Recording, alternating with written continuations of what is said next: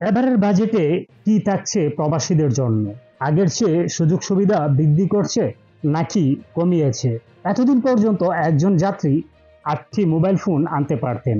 এর মধ্যে ৬টির জন্য ব্যাট দিতে হতো, তবে ২টি ফোন আনা যেত ব্যাট ছাড়াই। এখন শুল্ক দিয়েও লাগেজে করে ৩টির বেশি ফোন আনা যাবে না। বিদেশ থেকে দেশে আসার যাত্রীরা ৩টার বেশি ফোন আনতে পারবেন না। এক্ষেত্রে আবার একটির ব্যাট পরিশোধ করতে হবে আপনাকে।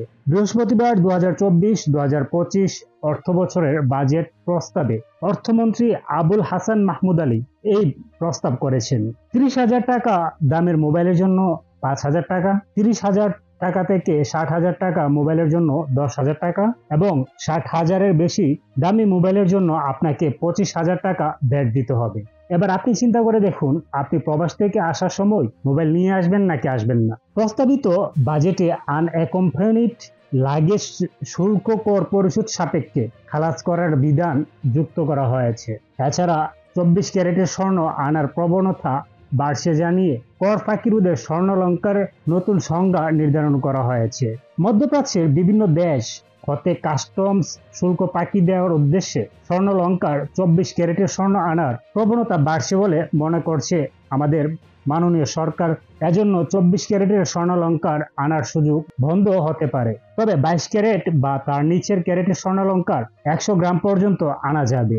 এবার আপনি চিন্তা করে দেখেন, আমাদের দেশে হচ্ছে প্রবাসীরা যারা স্বর্ণ নিয়ে আসে তারা হচ্ছে চোর, তারা শুল্ক ফাঁকি দেয়, আর বাকি যারা স্বর্ণ নিয়ে আসে তারা হচ্ছে খুব বড় মানের ভদ্রলোক, তারা শুল্ক ফাঁকি দেয় না।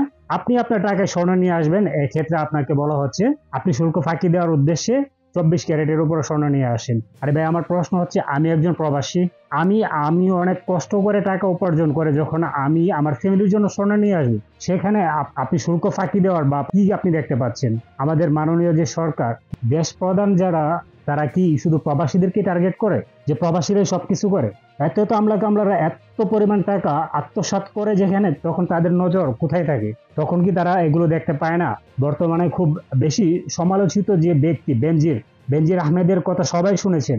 এত টাকা সে দেশ থেকে পাচার করেছে, সেক্ষেত্রে সরকার কেন কর্ণপাত করছে না? উল্টো যখন প্রবাসী একটি ভিন দেশে থেকে অনেক পরিশ্রম করে টাকা উপার্জন করে দেশে তার ফ্যামিলির জন্য স্বর্ণ নিয়ে আসবে, মোবাইল নিয়ে আসবে, সেখানে সরকার বিভিন্ন প্রকার নিয়ম আরোপ করে দিয়েছে। কিন্তু আমার প্রশ্ন হচ্ছে, সেটা কেন?